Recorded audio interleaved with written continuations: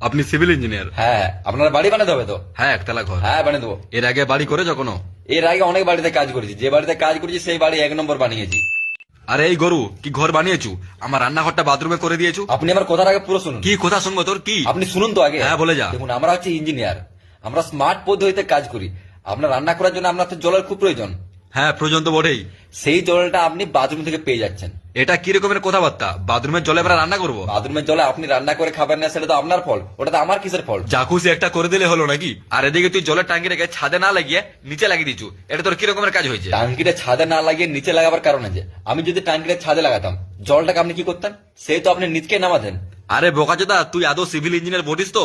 কোন ইঞ্জিনিয়ার ভাই টাঙ্কিটাকে ছাদে না করে ভাই নিচে করে? দেখুন, অন্য ইঞ্জিনিয়ার কি সব কাজ করে সেটা আমি দেখতে যাবো না, আমি একজন ভালো সিভিল ইঞ্জিনিয়ার, আমি যেভাবে কাজ করবো আপনাকে সেটা অ্যাকসেপ্ট করতে হবে। কিসের তুই ভালো সিভিল ইঞ্জিনিয়ার? আমার কার পার্কিং এর জায়গাটা তুই ছাদে করেছিস।